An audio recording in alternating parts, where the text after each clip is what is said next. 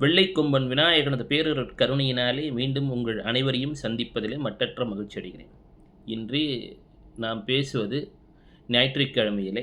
இந்த ஞாயிற்றுக்கிழமை என்று சொல்லக்கூடியது பிராமியின் நாள், கிழக்கை குறிக்கக்கூடியது. பிராமி என்றால் கிழக்கை குறிக்கக்கூடியவள். இன்றைய கணபதி திதி கணபதி என்று சொல்லக்கூடியவர்.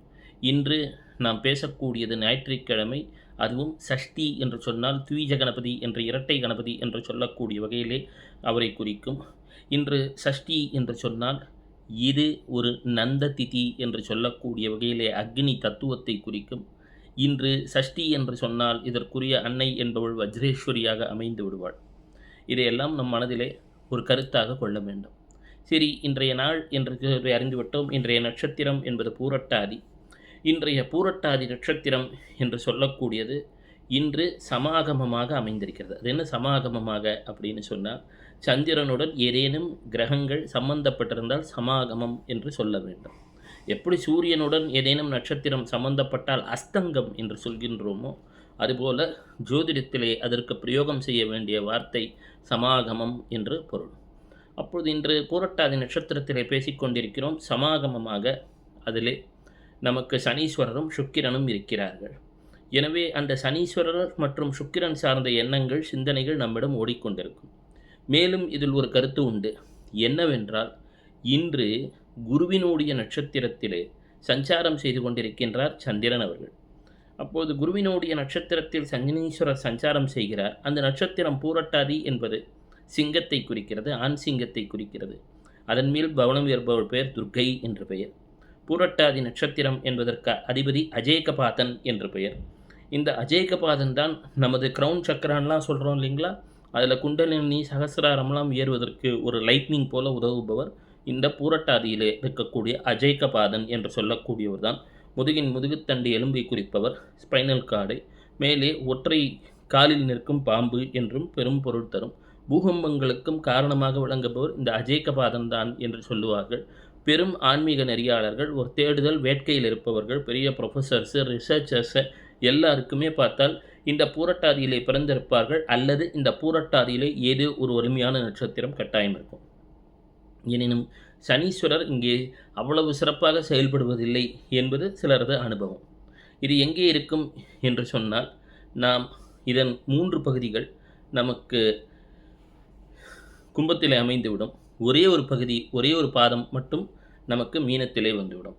இந்த 3 இந்த பாதத்திலே வரக்கூடிய கிரகங்கள் நவாம்ச கட்டத்திலே எங்கே செல்லும்? முதல் பாதம் பூரட்டாதியிலே இருந்தால் அது மேஷத்திலே இருக்கும். ஒரு கிரகம் அமர்ந்து விட்டால், முதல் பாதம் பூரட்டாதியிலே உதாரணமாக சந்திரன் இருக்கிறது என்று சொன்னால் நவாம்ச கட்டத்திலே அது மேஷத்திலே வந்துவிடும். பூரட்டாதி 2ஆம் பாதத்திலே ஒரு கிரகம் அமர்ந்து விட்டது என்று சொன்னால் நவாம்ச கட்டத்திலே அது ரிஷபத்திலே இருக்கும். அதே போல் பூரட்டாதி 3லே ஏதோ ஒரு கிரகம் அமைந்துவிட்டால் அது நவாம்ச கட்டத்திலே மிதுனத்திலே இருக்கும். பூரட்டாதி 4லே ஒரு கிரகம் அமர்ந்துவிட்டால் அது கடகத்திலே இருக்கும். இதிலே நாம் அறிந்து கொள்ள வேண்டியது, உதாரணமாக சொல்கிறேனே, செவ்வாய் இருக்கிறது. செவ்வாய் பூரட்டாதி 4லே அமர்ந்து விட்டது என்ற ஒரு கற்பனைக்கு எடுத்துக்கொள்வோம். அப்போது செவ்வாய் பூரட்டாதி 4லே அமைந்து விட்டால் அது கடகத்திலே சென்று நவாம்ச கட்டத்திலே அந்த செவ்வாய் இருக்கும். அப்பொழுது நவாம்சத்திலே நீச்சமாகிவிட்டது. இப்போது ஏதோ ஒரு உள்ளார்ந்த பயம், அந்த காரக தத்துவத்தில் ஒரு திருப்தி இல்லாத நிலை போன்றவை அந்த ஜாதகருக்கு இருக்கலாம். மேலும் குரு இருக்கிறார். குரு என்று சொல்லக்கூடியவர் பூரட்டாதி 4லே இருந்து விட்டால் அவர் உச்சமாகி விடுவார் நவாம்சத்திலே. இதெல்லாம் நவாம்சத்தின் தன்மைகளை புரிவதற்காக மேலோட்டமாக சொன்னது. இந்த புரட்டாதி என்று சொல்லக்கூடியது கீழ்நோக்கு நட்சத்திரம். இதன் அதிபதி என்பவர் கிரகாதிபதி என்று சொல்லக்கூடியவர் குரு பகவான் ஆவார். சனீஸ்வரரின் வீட்டில் இருக்கும் குருவின் நட்சத்திரம் நீங்கள் தெரிந்து கொள்ள வேண்டும். அதேபோல் உத்தரட்டாதி என்பது குருவின் வீட்டில் இருக்கக்கூடிய சனீஸ்வரரின் நட்சத்திரம். 2 பேரும் நோக்கமும் ஒன்றுதான், முக்தி மோட்சம் என்பதை நோக்கி மனிதனை இழுத்துச் செல்வதற்கான ஒரு காரண கர்த்தாவாக இந்த 2 நட்சத்திரங்களுமே நமக்கு அமைந்து விடுகின்றன. எவ்வாறு இருக்கும் பொழுது இந்த நன்னாட்களில் இறை பிரார்த்தனை செய்வது, யோகா, குண்டலினி போன்றவற்றிற்காக தியானத்திற்காக நேரத்தை செலவு செய்வது போன்றவை மிக மிக பயனுள்ளதாக இருக்கும். இதற்கான மரம் என்பது மாமரமாகும். பூரட்டாதிக்குரிய மரம் என்று சொல்லக்கூடியது மாமரம். புறா இதற்கான பறவை. இதற்கான விலங்கு என்பது சிங்கத்தை குறிக்கும். இதற்கான தேவதை அஜேகபாதன். இது இருக்கக்கூடிய இடம் 3 பாதங்கள் கும்பத்திலும் ஒரு பாதம் மீனத்திலும் இருக்கும். மீண்டும் நாளை சந்திப்போம், சிந்திப்போம். இப்போது உங்களுக்கு துணுக்கு தோரணம் போல் சிறு சிறு வீடியோக்கள் தான் இன்னும் 3, 4 நாட்கள் வரும். இதில் சம்பந்தப்பட்ட கேள்விகள் வரும்.